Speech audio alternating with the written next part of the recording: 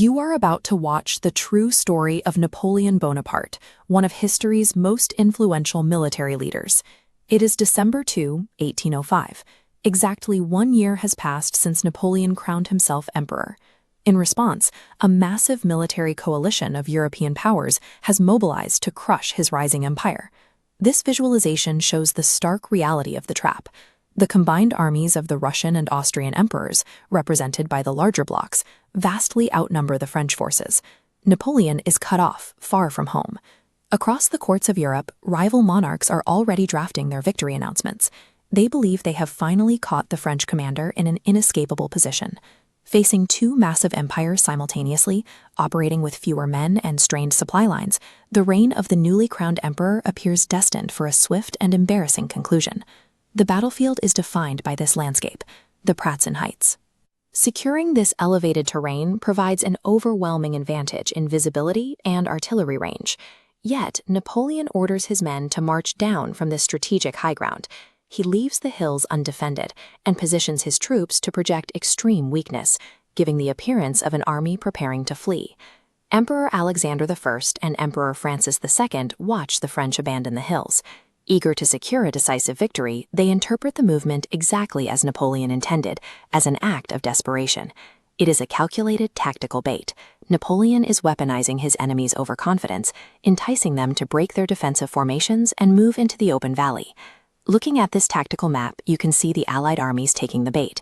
They abandon the safety of the Pratzen Heights, rushing down to aggressively encircle what they believe is a crumbling French right flank, leaving the center of their line completely exposed.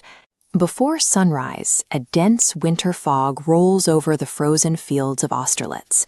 The thick mist acts as a natural curtain, perfectly hiding the true size and striking distance of the main French force. While the Allied troops scramble blindly through the mist to execute their encirclement, Napoleon remains completely calm. He rides slowly along his hidden lines, watching the clock, waiting for the enemy center to thin out. He is utilizing the local weather, exploiting psychological impatience, and dictating the exact pace of the conflict. As the sun begins to burn through the fog, fully exposing the vulnerable Allied center, Napoleon issues a single order: attack the heights. The French infantry surges forward out of the mist. They move up the slope with terrifying speed and mechanical precision, catching the remaining Allied defenders entirely off guard. This map demonstrates the fatal blow.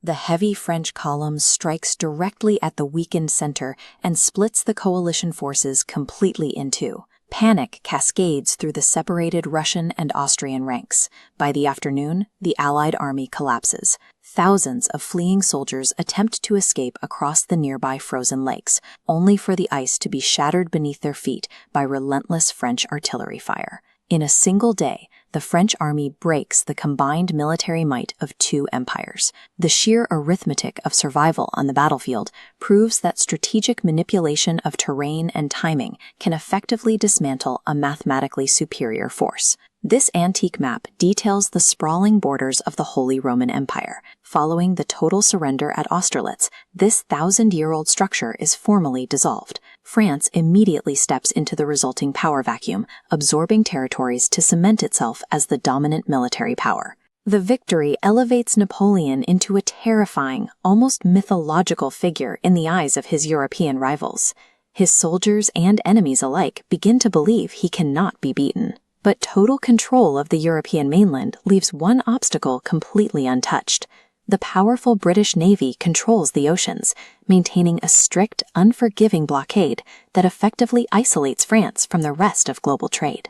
Unable to defeat British ships with conventional artillery, Napoleon attempts a radical pivot to economic warfare. He implements the Continental System, a continent-wide embargo designed to crush the British economy by cutting off their access to European markets. The psychological triumph of Austerlitz creates a fatal blind spot. Trusting his own invincibility on land, Napoleon severely miscalculates the complexities of international trade. His fateful decision to force this embargo will drag his own empire into a state of severe economic exhaustion and trigger the slow collapse of his reign. To be continued in Part 8. Next part, the beginning of the fall. How one decision turned Napoleon's greatest empire into his greatest nightmare. If you enjoyed this story, don't forget to like, comment, and subscribe to History Stories Dose so you never miss the next chapter of history.